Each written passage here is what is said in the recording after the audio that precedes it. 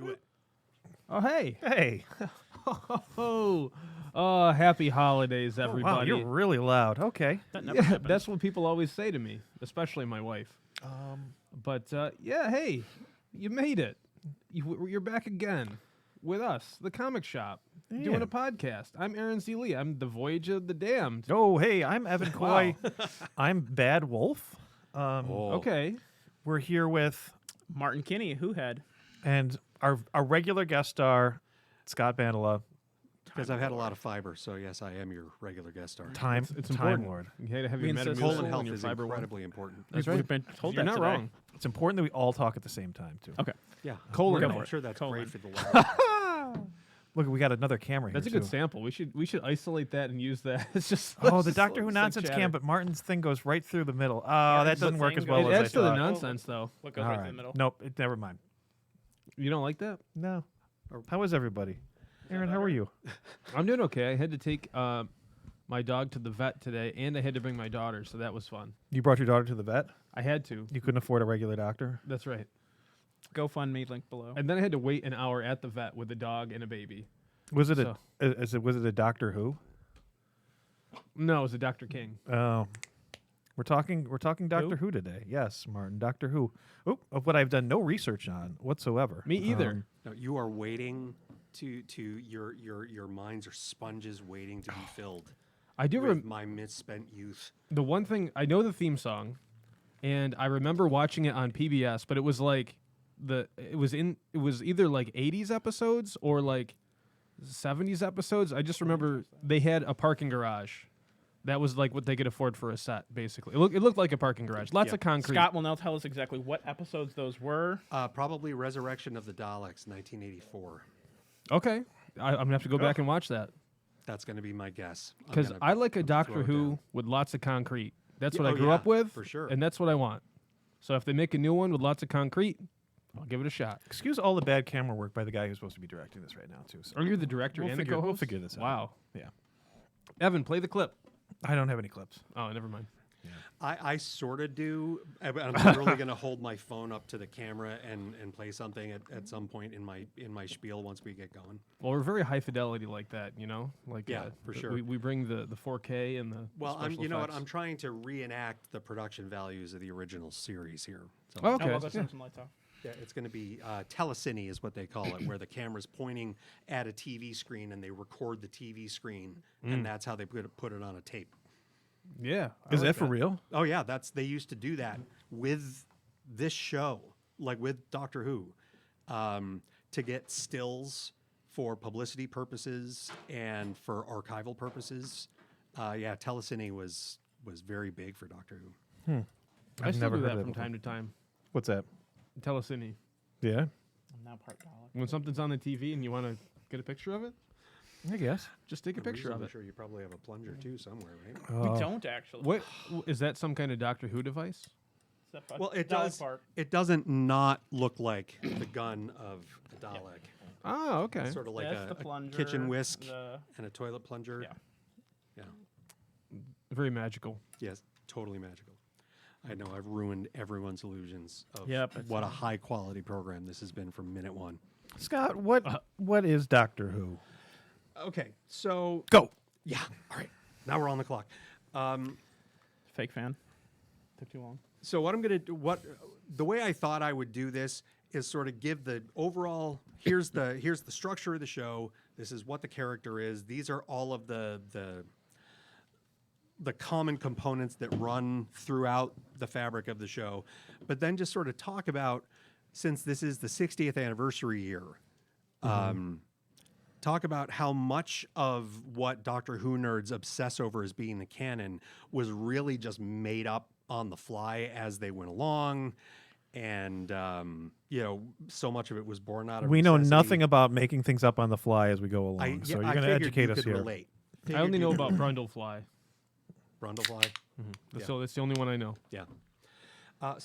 Okay, Doctor Who is a British sort of science fiction program, more science fantasy, if we're drawing sort of hairline distinctions between genres, that was first broadcast on the 23rd of November, 1963, in glorious black and white. Did it start on time? Way to tee it up, Martin. Good job. It did not start on time. It was supposed to start at 5:15 in the evening. Started at closer to 5:25. They had a little bit of an issue though, because across the pond the day before, you may have heard about this. A United States president was assassinated. in Abraham Dallas. Lincoln? Abraham Lincoln was gunned down in the back of his own motorcade in Dallas by John Wilkes Booth and the Allegedly. magic buckshot. But so obviously, Actually, yeah, that must dominate the yeah, global it- news it- feed. it- The it totally JFK, did. yeah, It okay. really did. Because I'm thinking, really, what way would they? They couldn't start a program on time. But yeah, that's probably a very big global news story. Right. So the show introduces us to not the title character first, but a teenage girl named Susan, who is a pupil at the Coal Hill School.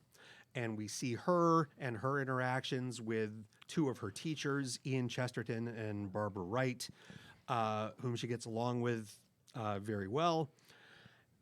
But there's something a little off about this girl. She's brilliant in science, except she talks about scientific concepts that her science teacher doesn't understand. The thing about time being the fourth dimension, space being the fifth dimension. She corrects with Miss Wright, her history teacher, historical facts in the textbooks that are incorrect. And she claims to have special knowledge of things that really happened in past events on Earth. And so they really want to talk to her guardian. So they follow her home one night, and it turns out that her address is 76 Totters Lane, which is the address of a junkyard, just in the middle of London. And they follow her in, can't find her anywhere. But what they do find is a London police box, which is, at the time the show was made, pretty common. Police telephone boxes in the UK in the 50s through probably the mid to late 70s were on most street corners in the major metropolitan areas in England. Police would use them if they had caught a criminal on the street.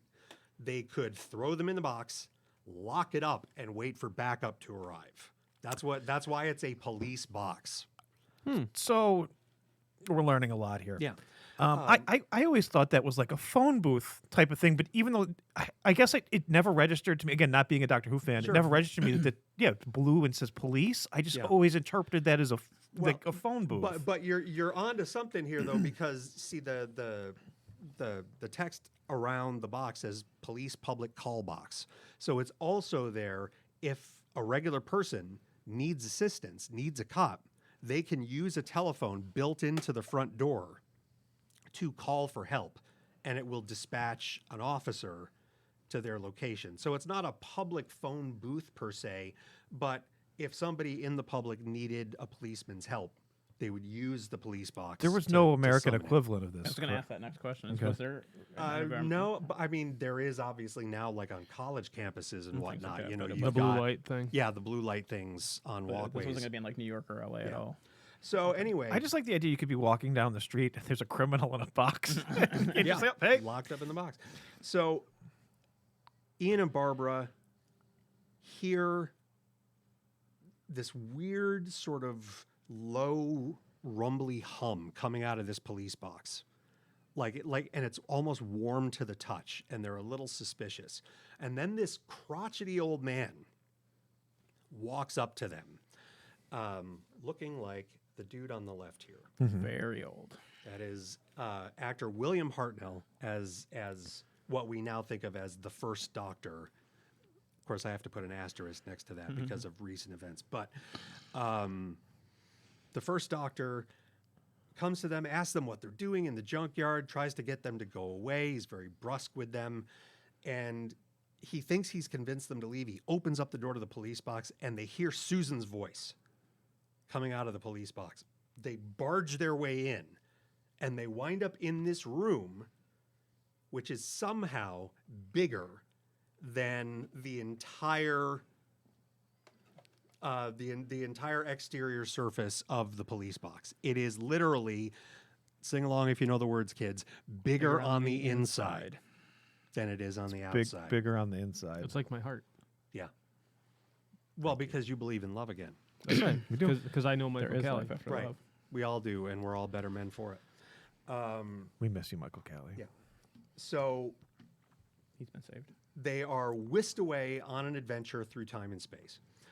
The Doctor in the early episodes has no control over where this phone booth is going to land, and Can I interrupt? Yeah. Where does the name Doctor come from? that's just what he calls himself. He is the Doctor. Okay. So his name is not properly Doctor Who. His name is the Doctor, even though the end credits I knew don't that. start calling him the Doctor until like the late 70s. But he has no control over where this police box will go. Where or when? And it turns out that this police box is actually what the teenage girl Susan, who identifies herself as the Doctor's granddaughter, though the family lineage is never to this day explicitly explained, like where she really comes from. She says she coined the acronym TARDIS, TARDIS, which stands for Time and Relative Dimension in Space. Relative dimension meaning the inside of the TARDIS is literally in another dimension from the exterior shell, which is why and how it can be bigger on the inside than the outside. There is a device inside the TARDIS called a dimensional stabilizer, which is how it controls the sizes of things relative to one another. But the TARDIS leaves that junkyard and goes all through time, all through space, past, present, future, distant galaxies, whatever the 1963 black and white BBC drama budget could afford to build. Now, Which wasn't much. Yeah. Oh, we got a couple little comments real quick. Is Michael Kelly dead? Yes. No, he's been saved. And Mo was here, says, he has a bigger heart than the Grinch, but the Doc has two. Does the Doctor have two hearts? Not to No, that is a fair question. That is a fair question. Mo is here. Hi, honey. The Doctor is at some point, and this is one specific bit of trivia that I did not think to look up exactly when it was written into the show, that the Doctor actually, because we find out the Doctor, in this very first episode, we find out that the Doctor is not human. He is an alien from another world, Soap and opera? that he and Susan are on the run from their own people. They can never go home. And he calls them exiles, which is not really dealt with for another 5 years in the show. So the Doctor is an alien from another world who travels through time and space in a blue box that's bigger on the inside than the outside, called the TARDIS. He usually, wherever he lands, he fights evil, fights monsters, saves planets, and essentially does whatever the right thing is situationally based on where and when he lands. He always travels with some combination of companions. It could be a singular companion, could be a pair. They've had as many as 3 at a time, but that's a pain in the butt Which for are the like writers. your point of view characters. For yeah. the So audience. you've provided some clarity to me actually with the latest Magic set. Well, I guess this is a couple months ago now. This is October. You could have your commander for your commander deck, meaning your lead character could be a Doctor, Right. and the Doctor had a feature called Companion. So you could have, which is kind of how Commander is anyway. But it was an interesting. Now you've explained this to me, just saying Companion, I go, oh, that makes all the sense in the world now with these decks and how you could pair the Doctor with a secondary character. Right. Which again, other Magic cards can do that. It's not a unique, whatever to the set, but it makes sense that all of the lead cards in the set had this ability because the Doctor has a companion. Yeah. And as Martin said, the function of the companion in the writing of the show is to be the audience's point of view character. Okay. It, especially in the classic era show, the companion's job was to ask the Doctor what the hell was going on from moment to moment, to give the actor playing the Doctor the chance to explain exactly what the hell was going on to the audience. Aaron, would you like to explain what the hell's going on to the audience? We're learning about Doctor Who. What are you doing? Have you been here? Oh, okay. Sorry, Scott, back to you. That's all good, man. So structurally at the time, the way the episodes went out, each story in old school Doctor Who was comprised of anywhere from 2 to 12 25-minute episodes. Every 25 minutes, the story would build to some kind of shocking cliffhanger that you would have to tune in the following week to see the resolution of. And then, you know, depending on how many episodes were in a particular story, that would go on for a couple of weeks or a month, or, you know, 6, 7 episode stories were not uncommon for the first 7 years of the show. In the modern era, now it's more of a conventional TV format where it's a singular episode that's 45 minutes that might cliffhanger into one additional episode, like the two-parter format that we know from so much genre television. So the Doctor goes through time and space. Companions periodically will decide they want to stay wherever they are when the actor's contract expires. And they'll stay, and the Doctor will bring in new blood. And so even within one Doctor, the show refreshes itself, you know, every year, every couple of years with a new batch of companions to bring different points of view into the show. Now, the first Doctor, William Hartnell, as I said, crotchety old man. I think he was all of 55 when he took the role, but wow, Basically he dead. looked- No, he wasn't. He seriously was. He looks 80. Yeah, he really did. Old But, people but he look took way all the older. he took all the damage from World War II, Yeah, for real. all of it himself. So we get into the third season of Doctor Who. It's a popular show because the second ever story back in 1963 introduced these guys. And Dalek Mania. And Dalek Mania begins. So as Martin has already indicated, these lovely salt shaker looking dudes are called Daleks. They speak in very harsh, electronically augmented, stilted, fascistic voices. And they run around proclaiming their deepest desire, which is to exterminate every that. life form in the universe that is not a Dalek. Dalek. Because they want Are to they be the... are they machines or are they like? Funny you should ask. Martin, you want to handle this? They are not actually machines. They're little, gross little slimy guys on the inside there. They So are, it's like a big suit. that they he's are the wearing? mutated remains of a former race of humanoids called, cleverly enough, Khaleds, which of course anagram of Dalek. And through centuries of war, one of their chief scientists, of course, this fact doesn't come out until like 12 years into the show, like where the Daleks came from. A scientist named Davros mutates the Khaled form into something that can ride around in what is essentially a battle tank.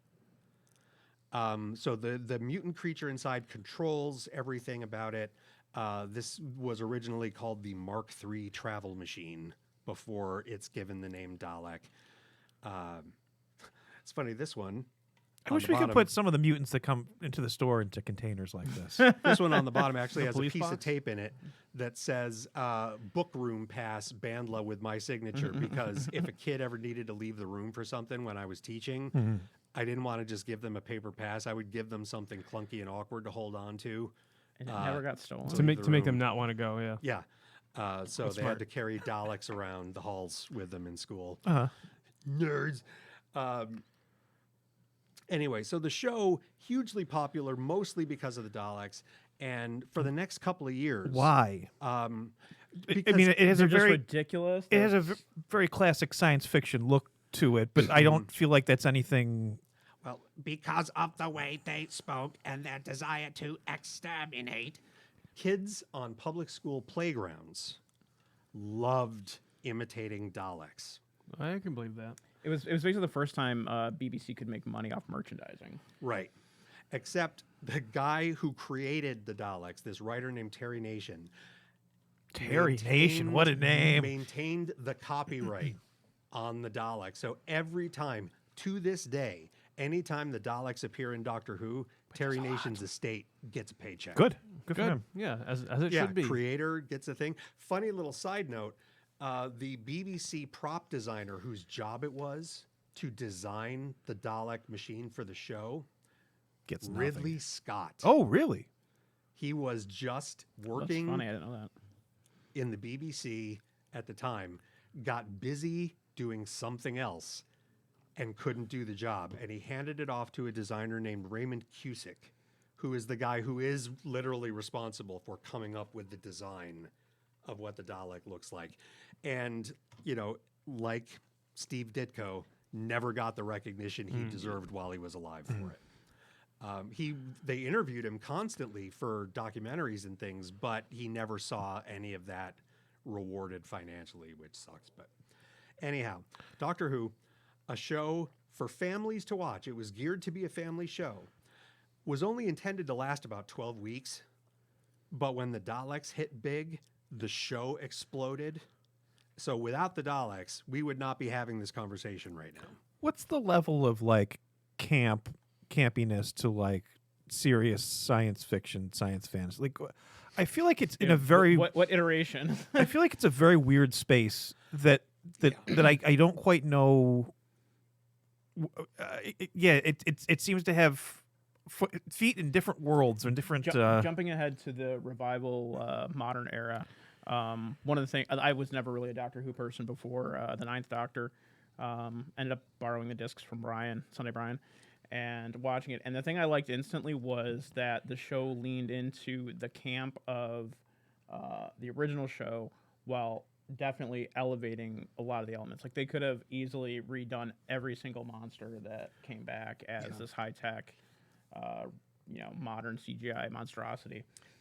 The show is very British. It is very quirky. Because of the budgetary constraints and the time frame that they had to film, because some of the first Doctor episodes practically went out live. Like, so every set, what does that mean? it basically, like, the videotape had just been stopped recording the last scene of an episode and had to be handed off to somebody to be transmitted, like, to the public. So it's not like modern drama where they're shooting things months or weeks or months in advance. These things, like, they had to knock out the production of an episode every single week. It was early precursor to South Park. How Yeah, they do basically, that? yeah. Well, Oh God, yeah. so- the turnaround is nuts. Another thing about the old version of the show, and one of the reasons why I think the quirkiness of it is one of the things that stands Quirky out. is a great word, I that- think, to describe. And not knowing Doctor Who very well, Yeah. quirky is a perfect word. Well, so, there are a lot of cliches about the show having wobbly sets and guys in rubber suits as bug-eyed monsters and whatever. But remember, until the late 70s at the earliest, there was no such thing as home video. And in the BBC, because of the way contracts worked with actors, designers, etc., the BBC never even rebroadcast TV shows after they went on the air for the first time. It was one and done. You either saw it when it was broadcast or you never saw it. So that probably leads into why they were so willy-nilly with wiping. Yeah, content and stuff. Okay. we'll In get to general, that in a sec. yeah. We've So- got a comment here. It says it's Poog 13426 says wibbly wobbly sets even. that At the is- timey-wimey. That is entirely correct. Yes, well done. Catchphrase. Yeah, so shows didn't get repeated. So the people responsible for putting them on the air weren't really worried about whether the seams in the back of a monster suit were showing or whether one of the set flats wobbled when you slammed a door, because these things were going to be seen once and never again. Mo was here says like a soap. Yeah, exactly.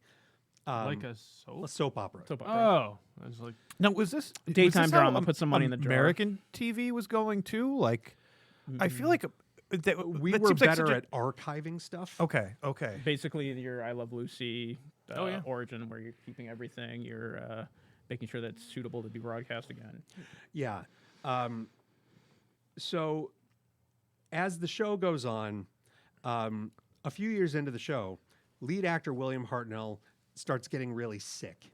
And they have to do these scrambly last minute rewrites to write the Doctor out of a particular installment of a story and reframe it around companion characters or other things because he just wasn't Can't be there. physically healthy to maintain that pace of schedule.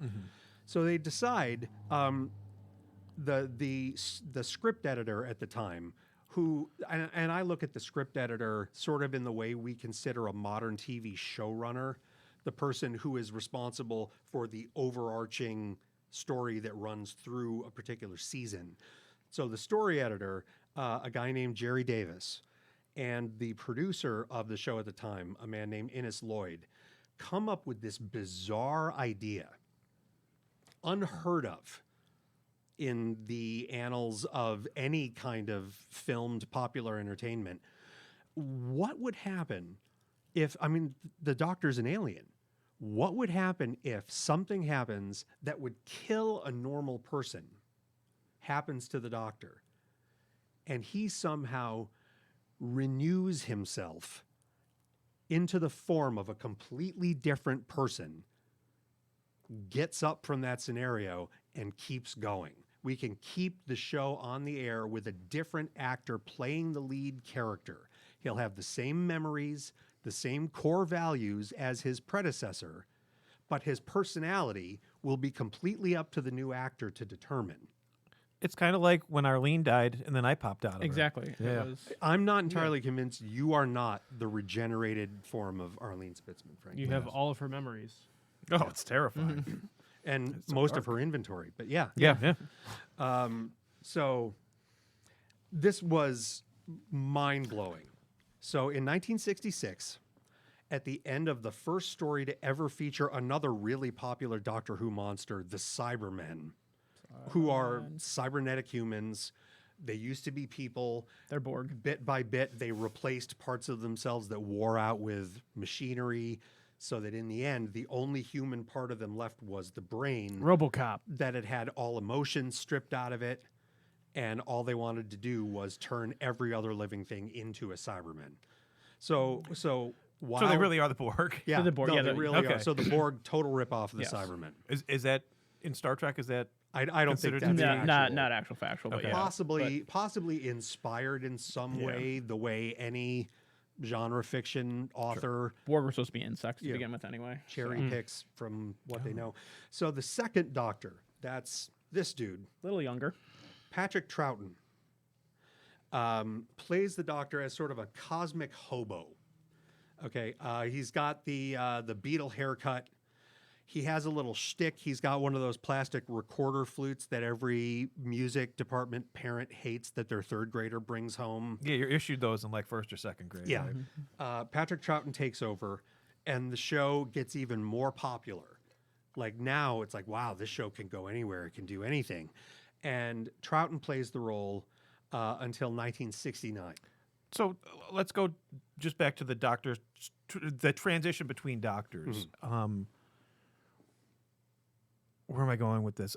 Like, obviously, there's a lot of thought that goes into this, or is this just we're just going to grab a popular actor? Like, how did they make this transition from the first Doctor? This, like, what was the thought process there? No, 'Cause that's it a seems like fair- there's a popularity to the show, and then you said you're having a whole different personality come into play as well. Like, obviously, that's not being determined by the actor. I would assume that this would be your showrunner type person again, right? I mean, I imagine the script editor and producer will have conversations with prospective actors to say, you know, how do you think you might want to play this if you get the part, and they go from there. But it really is Tom Baker, the fourth actor to play the Doctor, and the guy with the long scarf, who most Americans Know from the 80s. if it's not David Tennant, they think of from the modern show as the Doctor.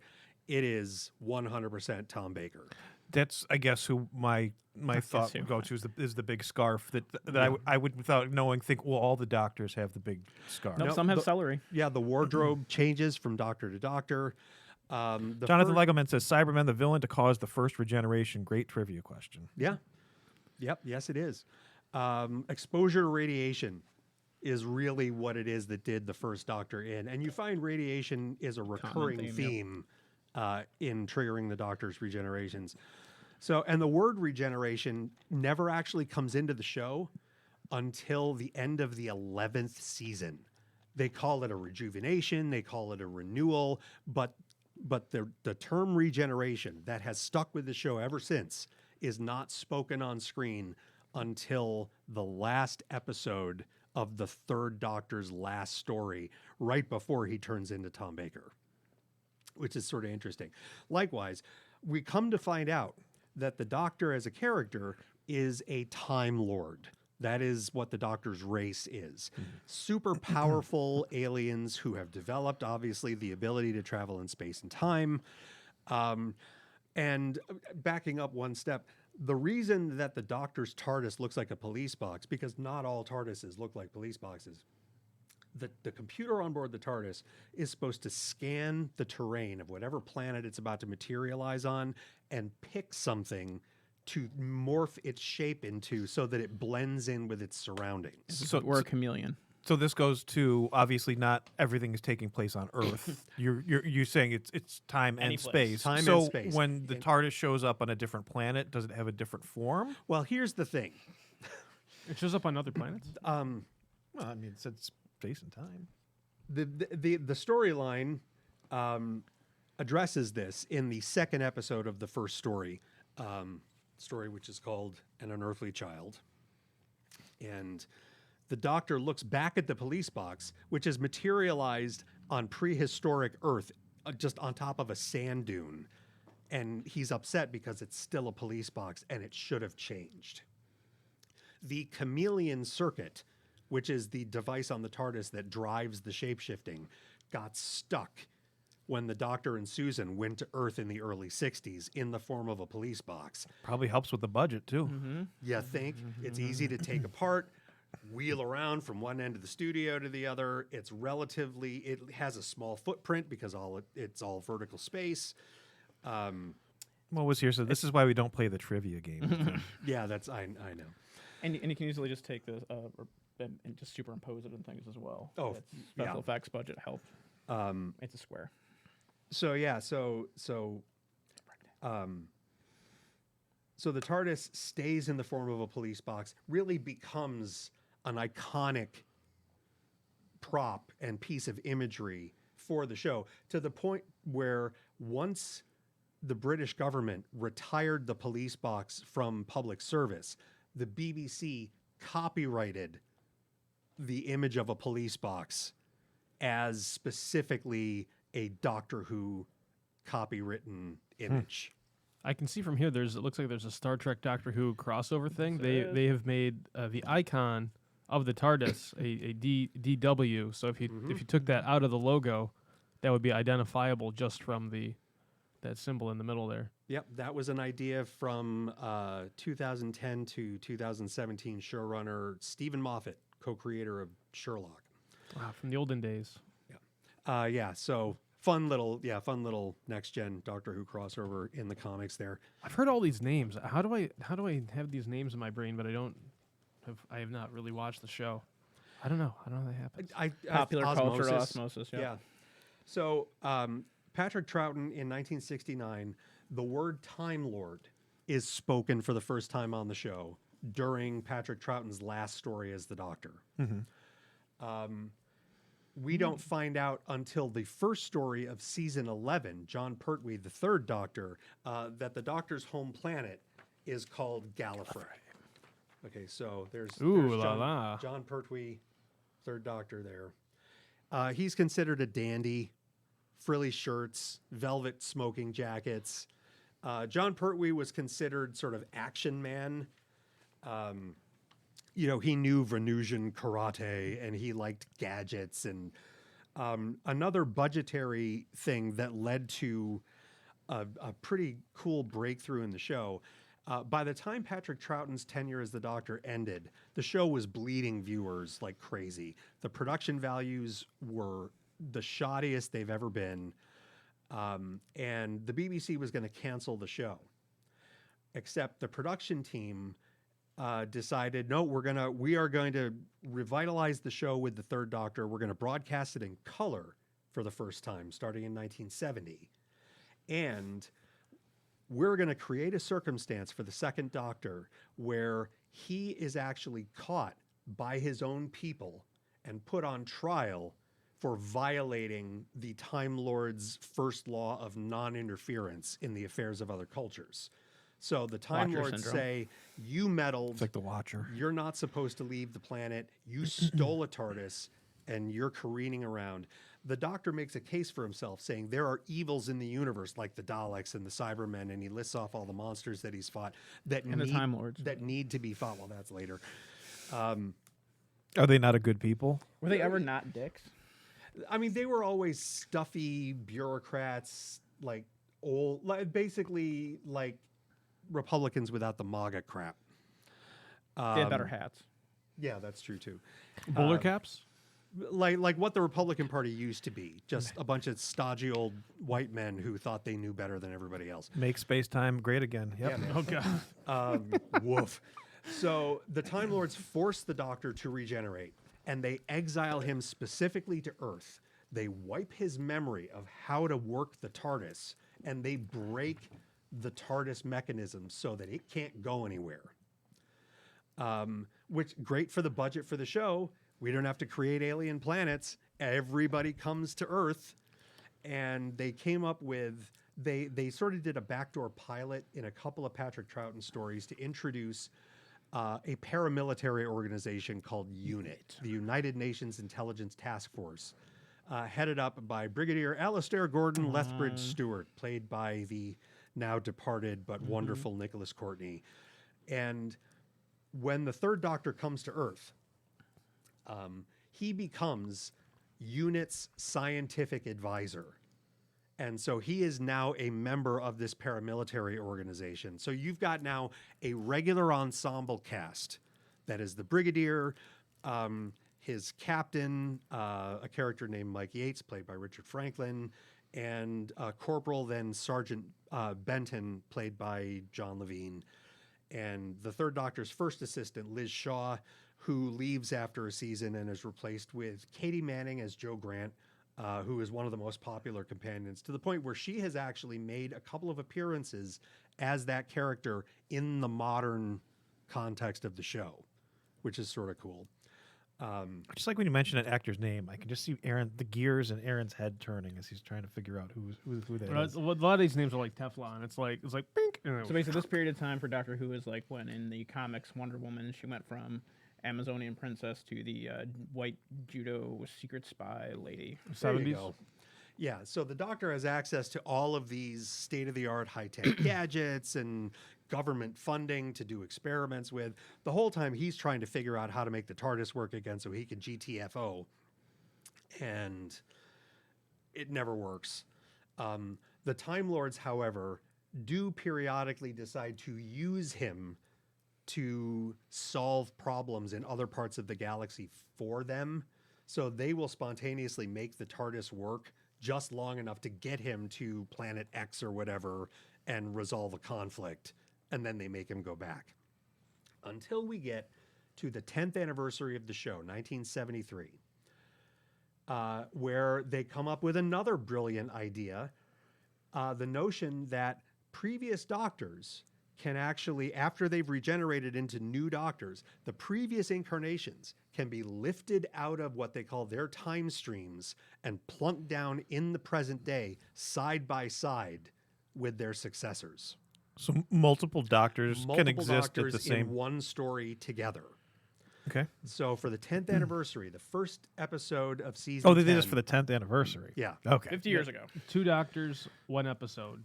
3 Doctors. 3 Doctors, 1 episode. It's so William Hartnell, Patrick Troughton, John Pertwee all together in a story where they actually have to face another Time Lord who turns out to be the scientist that harnessed the energy necessary to give the Time Lords the power of time travel. So the three doctors, really it's two doctors and a smidge, because this was within 18 months of when William Hartnell passed away. He was not well enough to be on set with anything, so they sat him down in a chair in front of a black curtain and filmed his dialogue, and then they just put it up on the interior monitor of the TARDIS to have him talking to Doctors 2 and 3. Okay. They also came up with a fun thing when doing this sort of multi-doctor story where every doctor thinks that he is the best incarnation of himself that he's ever been, so none of the doctors like each other. I like that gimmick. That's funny. So they're bickering constantly, trying to one-up one another. And it's Hartnell's doctor that says, "Oh, so you're my replacements, a dandy and a clown." And and Troughton's like, "Hey, your effectiveness is now doubled," and the third doctor's like, "More like halved." So they just are bickering the whole time, but it's fun. The fourth doctor comes around at the beginning of season 12, and this is where the story gets personal for me. Okay, so I am, this is broadcast in 1974. In the late 70s, this is when Doctor Who first really comes to America, being licensed to public broadcasting stations across the U.S. So our local PBS station, WCNY, Yeah, baby. got the rights to show the first batch of Tom Baker episodes of Doctor Who. So this is the first Doctor Who that's being shown in central New York. So this is first run. It's Yeah, not- this is the first time we're seeing any of this. We have not. I think a couple of stations in big cities like New York, Los Angeles had made one-off licensing deals for a few John Pertwee Third Doctor stories, but just in and of themselves, not in any kind of continuity. So this is the first time the show is being shown deliberately in order, episode to episode. I'm 6 years old in probably late May, early June, 1979. I come home from school, and I've got a ritual like most kids of that time have. You get home from school, grab your snack, sit down, 4 o'clock, Sesame Street. Because Muppets are awesome no matter how old you are. And so Sesame Street was still, I didn't care how many times I'd seen the little bits. I loved watching it. Sesame Street was on from 4 to 5. Mr. Rogers' Neighborhood was on from 5 to 5:30, and The Electric Company was on from 5:30 to There is a 6. request. Mo was here. Martin, tie his hands down and see if he can still talk. I can't see his goofy face. Don't read this out loud. Ha! Anyway, so I've got this 2-hour TV routine when I come home from school, and I'll show you. I was gonna try and get your scarf around your hands. Oh, that would be fire. No, yeah, missed opportunity. Scarf handcuffs. But I had a little game that I would play with myself because the McNeil Lehrer News Hour would come on at 6. Which is riveting. So it And still I- does, still does, right? And I would wait as long as possible while the end credits tune from the Electric Company was playing to stay in whatever seated position I was in for the show, and then see how quickly I could launch myself at the television to turn it off before I heard the first note of the McNeil Lehrer News Hour. Well, as it happened on this Monday evening, I was a little slow on the uptake. I know, not the last time. Thank you, honey. And as soon as the Electric Company ends, I see this.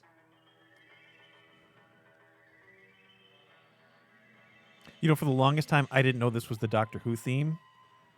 What'd you think it was? I don't know. It was just one of these weird sci-fi. 6-year-old me was absolutely mesmerized by the weirdness, the otherworldliness of the tune, the funkiness of this weird tunnel effect. Can I tell you what I do think I would know this from? Is as a kid listening to the radio in the middle of the night, and this was like the song that Art Bell would put on, Oh. where he would get all the weird truckers that would call about aliens and time travelers and things like that, and he would play this, and I feel like I associate that with 3 a.m. Insomniac 15-year-old kid listening to the weird stories that they would tell on the radio, and that was the song that Art Bell would play. So Sorry. the first episode of Tom Baker's first story comes on. And whatever position I was in trying to turn off the TV and not getting there in time, I stayed there for the next 25 minutes watching this thing and having my already weird little 6-year-old mind completely blown by the show. And then it cliffhangers at the end of 25 minutes. The next episode would be shown at 6 o'clock the following evening. So instead of doing it weekly like they were during the original broadcast in the UK, we would get an episode a night, Monday through Friday. And so this became my dinner time routine. And that was my first exposure to the show. And I soaked up every second of it. So this brings up a good point. Is it an appropriate show for like a 6-year-old kid? You know, you said it was family friendly, but like It was designed to be. It was meant to be children's friendly programming. Semi-educational at the Yeah, beginning. because really? the doctor could go. Well, the doctor was originally a lot of the old black and white episodes. The doctor and his companions would go back into Earth history And look at something. and like, meet famous historical figures like Nero or Marco Polo. What's the name of or- that kid with his dog that time traveled? the Rocky and Bullwinkle. Yeah. You should Oh, know this. Peabody and Yes. Sherman. Yeah, Sherman, so yes. it was like so old Peabody and Sherman probably ripped them off. Maybe. I mean, well, they were around were the same time. contemporaries. Yeah, they had to Yeah, consider, the 60s. But so, I mean, the show was just so freaking weird and science fiction-y. And the first Tom Baker story has this giant robot in it. Oh, I gotta that watch has that has a heart. Mo was here saying no, no, no, no. I'm not sure if that's in reference to it being a. Oh no! She and I have had this argument for as long as I have subjected her to any. She's also awareness. very much tuned me into how much you point, which I think is very. Oh, it was fun. annoying me earlier before she said it. I'm like, oh, he's in there again. Yeah. Sorry. What do you want from me? Don't answer that. Anyway, I was completely sucked in by it, and when PBS did what PBS does periodically throughout the year, they would have pledge breaks in the middle of programming where they would raise funds because it's public broadcasting. There's a little bit of government funding, but most of the funding comes from viewers like you. Thank you. Well, just like NPR, they're doing a drive right now. Yeah. WRVO, NPR. support 'em. Yeah, shout out to Mark Livonia, who's doing the NPR drive. This today said It's going well. it's going well. So feel free, Is it a real well? feel free to donate $1 or $2 to NPR if you like the For the love programming of they God, have. please donate to NPR. But so PBS during these pledge drives would say, hey, if you donate at such and such a level, Yeah. we'll send you A tote bag. some themed gift related to whatever show they were interrupting. Now, my parents were happy to donate to PBS, educational programming, British programming. It was a lot better in their minds for me to be watching stuff on PBS than some of the direct that was available on the other 3 channels that were available at Like the time. CBS. Yeah, well, those bastards. But so the first pledge gift we ever got I love these PBS. books. I love. is this set of 10 Doctor Who episode novelizations. Can you pass some of them over here? I want to put them on the camera here so we can Yeah, look at some yeah, of these yeah, no, covers. for I just sure. think that Here. they're very cool looking. Doctor Who received. Now, I mentioned before, What? the BBC never rebroadcast anything. So for all of the kids in the UK who had only seen an episode once or who had heard about them from an older relative or whatever, the only way kids could re-experience old Doctor Who episodes was through these novelizations. Okay, you just clicked something in my head. That's why all these shows always had novels made, like Star Trek did, and a bunch of other. Okay, that makes sense now because you didn't have yeah. Okay. Yeah. Look at these covers. These covers are Oh, beautiful. the art. And this is funny because Yeah, I really so like it. the not affiliated with the retail chain that we know now, but the publisher in the UK that published the Doctor Who books is Target Press, Target Publishing. Now, for whatever reason, when that set of Doctor Who books that we got from PBS came out in the States, they were released through some North American imprint of Target called Pinnacle Books. Oh, okay. And that's the publisher that released all those, which is why that logo bears no resemblance to any Doctor Who Who. I was logo gonna ask that about has that earlier. ever existed. I love the customized Scott Bandla Yeah, man. handwriting and stamps in here. And the handwriting is not much better now than it was then. I can say definitively. I love stuff like that though. I like sometimes when we get comics in, if they're not worth a lot of money or whatever, and it's got the little initials of the kid who had it. Like I don't know, it just tells a story that's kind of like almost romantic Something and was like loved. yeah, For sure. So, other pledge gifts that I got at the time were like soundtrack vinyl. So I listened to this stuff incessantly. This is a 2-record set. One of them is a BBC sound effects record with sound effects that were created for the show by the BBC Radiophonic Oh, Workshop. little Evan Coy would have loved that. And the second one is a narrated soundtrack recording of the Dalek origin story, Genesis of the Daleks, where Tom Baker is giving narration. Can we see those records too? I just like to take giving a look at them. narration to bridge actual audio clips from the episode. Look at that cover. That's Yeah, Oh. I mean, just amazing. Another quick shout out now to the BBC Radiophonic Workshop, because these are pioneers of sound. They're, back from the 50s when the BBC was the BBC was created earlier than that, but from the 50s onward, the Radiophonic Workshop used like oscillator machines and like things with tubes and things where you physically had to plug cables from things to another to generate. That's my jam. you're speaking Yeah, to Aaron and I. to- We love this stuff. to generate. Well, the BBC, you guys would get huge kicks out of how much BBC Radiophonic Workshop content there is out on YouTube right now. And the theme music, the iconic Doctor Who theme music, was realized by the BBC Radiophonic Workshop. No such thing as keyboards at the time. No such thing as, samples and recordings and things. So this is pre-Moog? Yeah. You had to use a waveform oscillator to create a tone at a particular pitch, record it onto a piece of magnetic tape, physically cut the magnetic tape, and splice it to tape of other tones in order to create tunes and melodies. And this is back when tape would deteriorate immediately, so you probably have to use this every time you would reuse this piece of tape. It probably sounds different and like No, exactly. yeah, right. that's cool stuff. So a guy named Ron Granier composed. Narthik says pre-Moog. Yeah. So Ron Granier composed the theme tune, but a woman named Delia Derbyshire. A lady? Again, Doctor Who was so far ahead of the curve from minute one, from Doctor Who's inception in 1963. The guy that created it, a Canadian TV guy named Sidney Newman, Yay. who was working in Australia at the time. The BBC G'day. poached him. Sidney Newman created Doctor Who. And one of his first jobs when he was given the go-ahead to start production was to hire a woman producer. Okay, I thought there was. I couldn't Yeah. find her name when I was A looking woman whose earlier. name is Verity Lambert, who was in her early 20s. So she was young and she was female, unbloody heard of in British culture at the time. And she had ideas and ways of thinking. There was a man of Middle Eastern descent who directed the first episode. So like, it was not only like the guy that created the show wasn't British, still a white dude. There was only so much you could get away from that in the 60s. But female producer, non-white director. And that's how the show starts. And it only sort of gets, bigger and more inclusive and whatnot over the decades as it goes. No, I will say this.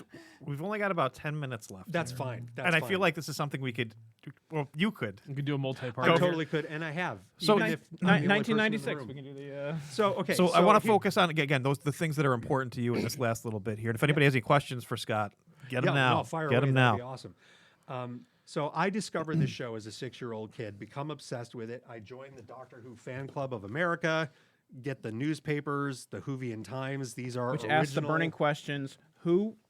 Yeah. Yeah. Who?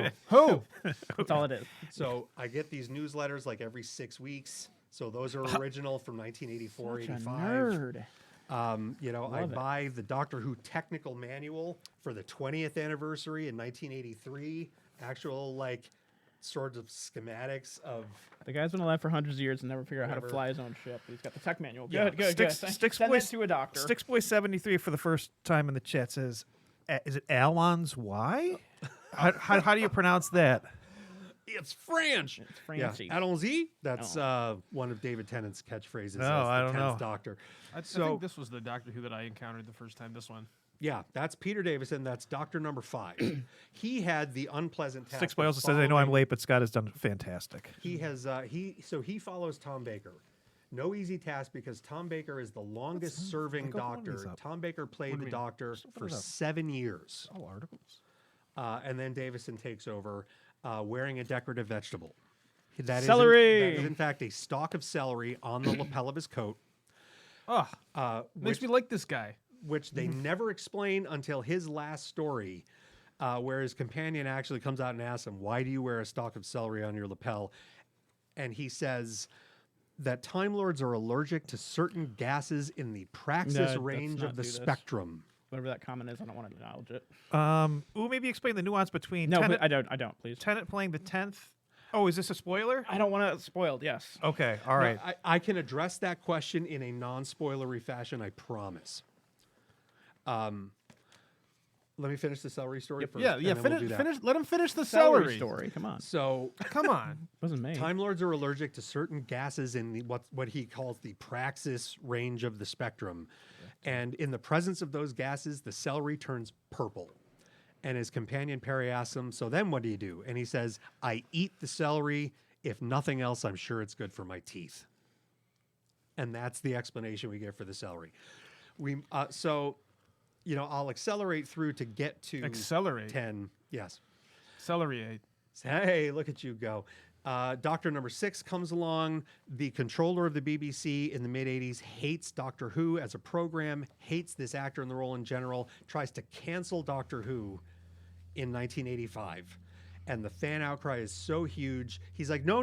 We're just putting it on hiatus for 18 months. And then we'll bring it back.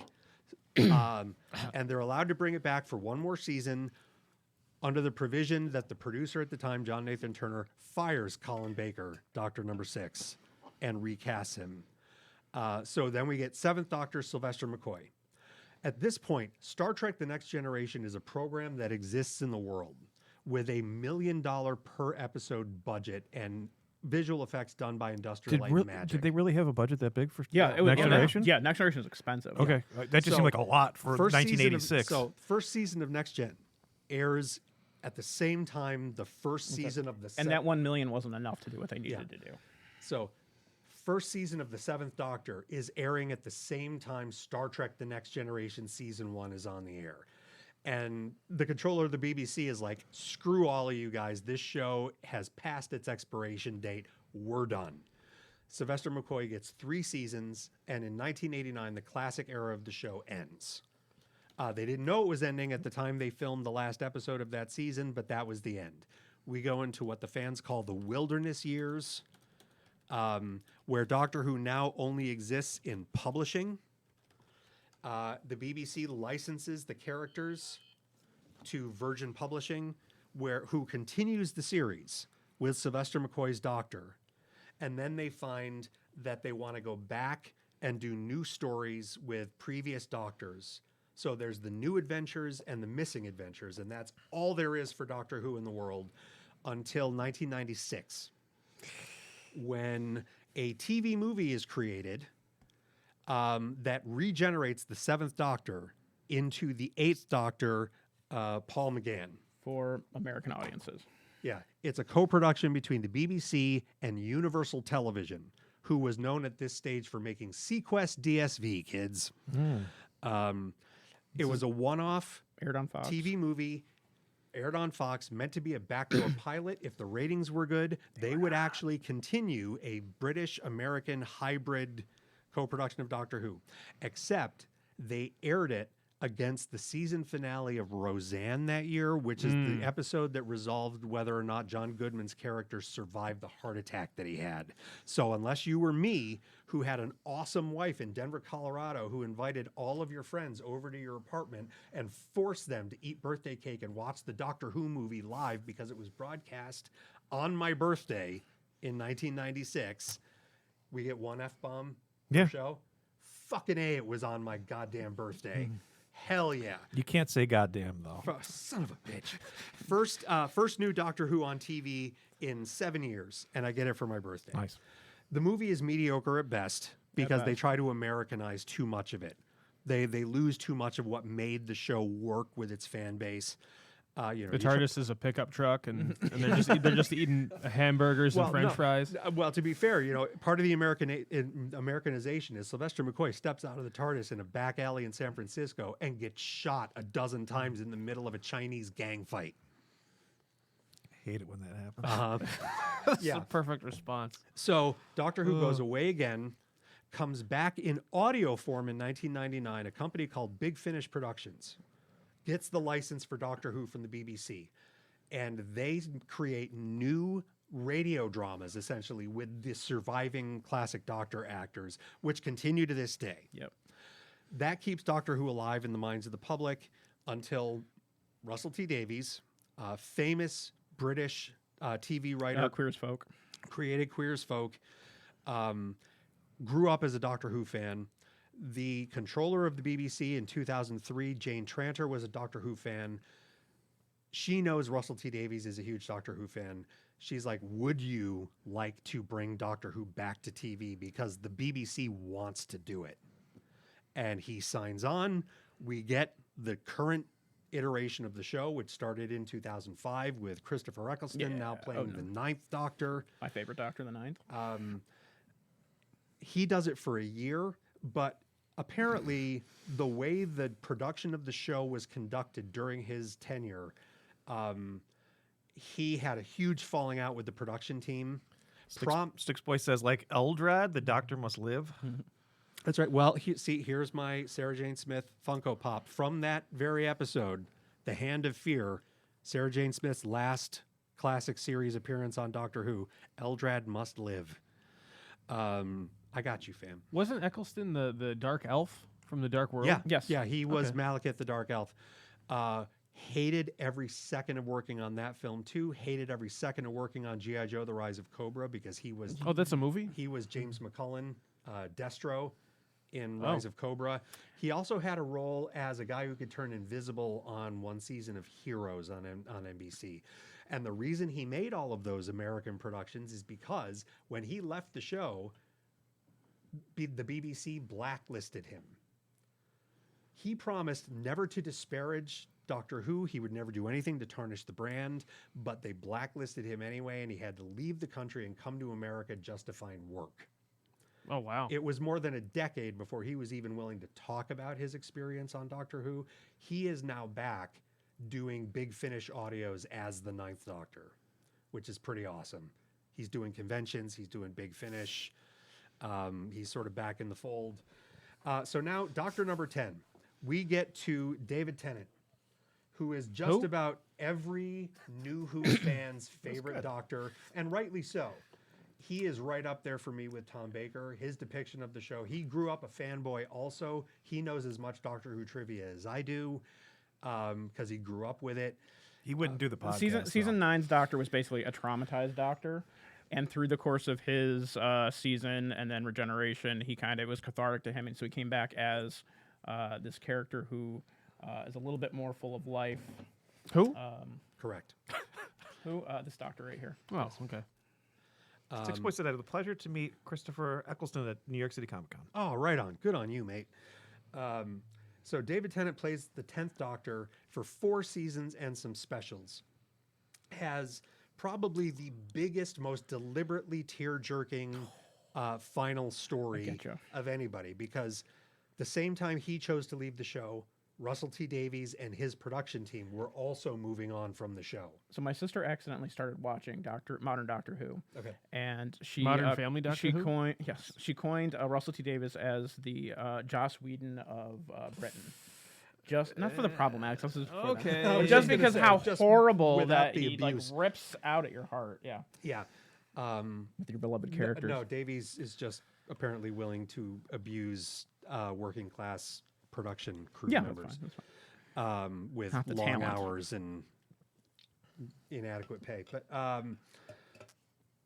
that's what Eccleston claims anyway.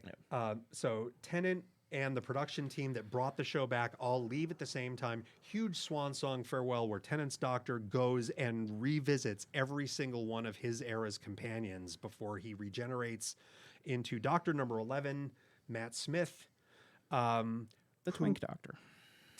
who was there Skynet. for the 50th anniversary episode, which was called The Day of the Doctor, was actually broadcast and shown in cinemas in 3D. It was filmed for 3D, shown in 3D, which is sort of interesting. Fun little gimmick. If you've got a PSVR 1 headset, you can actually watch 3D Blu-rays in 3D on the headset, which is kind of cool. You Matt got a Smith, perverse headset. Yeah. You can watch it in 3D. I only have Game Boy Advance. yeah. Ooh, that would be fun to watch in monochrome. But Matt Smith is super popular when BBC America starts doing the real push to put it out in front of people.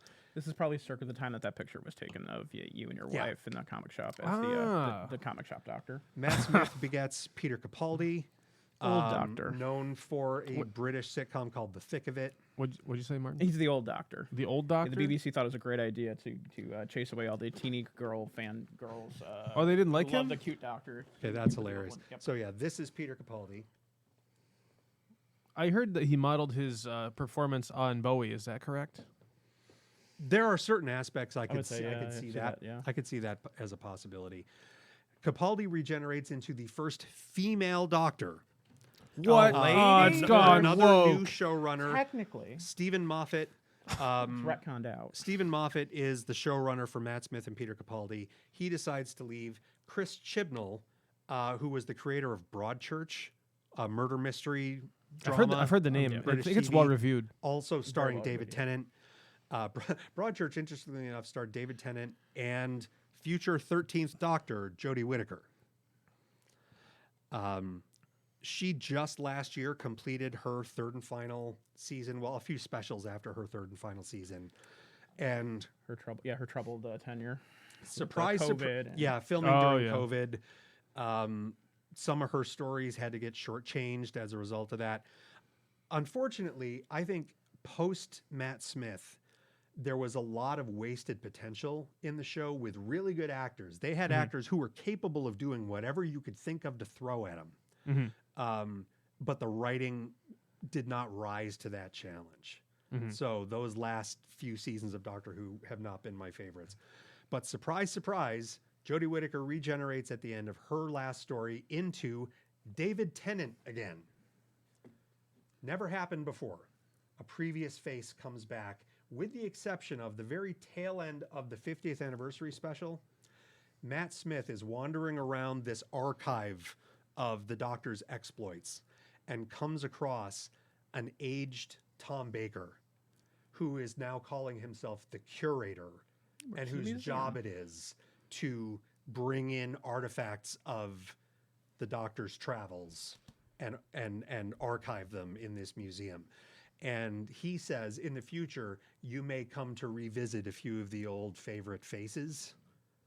And lo and behold, 10 years later, for the 60th anniversary, David Tennant is back as the Doctor. However, he is not replaying the 10th Doctor. He is playing the 14th Doctor, which means that even though he has most of the 10th Doctor's personality traits, he has the lived experience of the 11th Doctor, the 12th Doctor, and the 13th Doctor, and all of the trauma and the loss and the heartbreak that those incarnations of the character have experienced in their respective seasons. So he is more emotionally available. He is more present in the moment, less aloof about things than the 10th Doctor had been during his time. And that opens up some interesting storytelling possibilities for the 360th anniversary specials that have just aired over the last 3 weeks. The last of those specials just aired this past Saturday, which is why I'm sort of glad that our original plan to do this didn't work out timing-wise. Not me. I promised Martin that I would only speak in spoiler-free terms of the specials. But everybody knows, it's not a spoiler, that at the end of those specials, the 14th Doctor regenerates into the 15th Doctor, an actor named Ncuti Gatwa, who American audiences might know from the Netflix series Sex Education. He is the best friend of the lead character on Sex Education, who the kids derisively refer to as Tromboner. But Ncuti Gatwa is now the first black actor to play the Doctor. He is an out gay man. So, you know, it's another series of firsts in a show that spent its first, As long as it's not another lady. I know it's fine as long as it's not, yeah. you know, a show that spent almost 60 keep them as years companions where they as belong. nothing but a string of white dudes. Now we have shown the Doctor can be a woman. We've shown now the Doctor can become a different ethnicity. And Ncuti Gatwa's first adventure as the Doctor drops on Christmas Day. We are, for the first time in about 6 years, we are bringing back the New Who era tradition of the Christmas Day special. Christmas-themed Doctor Who adventure. Christmas stuff is big in England. Yeah, which they've been doing since 2005. Like A Christmas Carol. Yeah. But one of them was a Christmas Carol. Actually, one of Matt Smith's Christmas specials was based on A Christmas Carol. Except the Doctor gets to be the ghosts of past, present, and future all by himself. Sounds like a lot of work. Should make a quick find Well, some wibbly card. wobbly, timey Is he making scale for that, or is he getting 3? Oh, he's definitely getting 3 Okay. at that point. Because the BBC America kickbacks, now it's multinational. Ooh. During Wunderbar. Jodie Whittaker's era, Martin has just reminded me, we were also introduced to a previously unknown incarnation of the Doctor, a black female Doctor referred to as the Fugitive Doctor. It's been wiped out. What memory or no. something? I I haven't gotten there yet, To be so I don't care. determined. But yeah. Okay. There's a whole subplot storyline that we don't have time to get into that suggests that there may have been incarnations of the Doctor prior to the one we know as the first. So sort of upending the known history a little bit. Legit question: was it only a New Who tradition that started the Xmas specials? There was an off-the-cuff acknowledgement of Christmas in an old First Doctor William Hartnell episode that has been lost to time. Because since the BBC never rebroadcast anything, they never saw the value of keeping an archive of their programming. So a bunch of the videotapes that first and mostly second Doctor stories were saved on were junked or erased by the BBC. Taped over. And they are just gone. They That's are wild. lost. No one will Sticks- ever see them. Six Boy says 12:55 p.m. Christmas Day. Is Yes. that when the Yep, time? that is the exact time drop because they are showing a new licensing deal. Because right now, if you're in America, you need to subscribe to 3 different streaming services to watch the entirety of Doctor Who. You need BritBox for all the classic stuff. You need Max, formerly HBO Max, for Eccleston through Jodie. So all of the New Who era. Now, Disney has co-financed production of Doctor Who, starting with these 3 60th anniversary specials that just aired, and are the exclusive distributor of all new Doctor Who episodes from there forward for as long as that license agreement lasts. So Disney Plus is where to go to watch the 60th anniversary specials and Ncuti Gatwa's Christmas special and his Subsequent season. first proper season, which will come in the spring. So Disney is finding new properties to destroy. Aw. Well, they don't seem to be destroying this one. The money they poured into these specials, holy shit, kids. Doctor Who has never in its history looked as good as these 3 specials looked. I need your 30-second elevator pitch why everybody should watch Doctor Who, and then I think this is where we're ending it. Okay, perfect. I appreciate you guys letting me run over to Yeah. to do this. This has been a dream of mine to have a You should a have captive better audience, dreams. to talk about this stuff. But I've always and dreamed of captive being in a room audience with that Martin, I'm not Evan, related and- to either by blood or marriage. Thanks, honey. Give us okay, our so 30 here's the second. pitch. Here's our the elevator pitch. Doctor Who is a space fantasy program that can literally go anywhere, anywhere in time and space.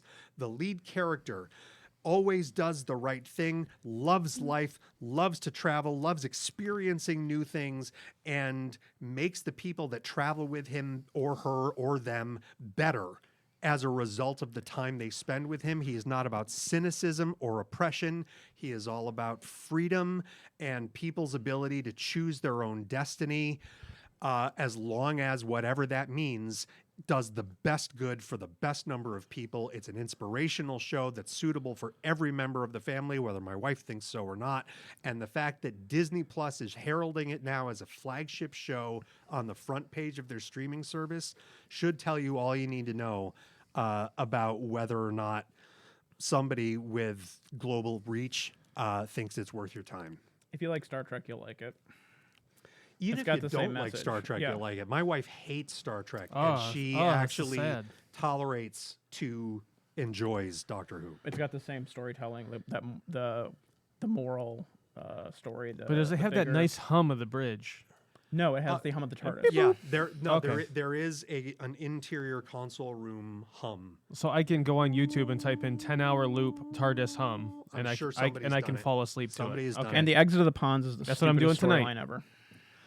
Okay, well, on behalf of Tom Berker and myself, thank you, Evan, Aaron, Martin, for indulging me for the last hour and 20 minutes. This really is the fulfillment of a dream for me, so thank you. If you'd like to cry, you can do it now. I will weep openly when I get home. Okay. Aaron, do you want to take us home? Do we have to get in the police We're good to box? get the police Yeah, everyone box. gets in the TARDIS. It's bigger on the inside, right? Like, It is. You gotta reach It in. totally is.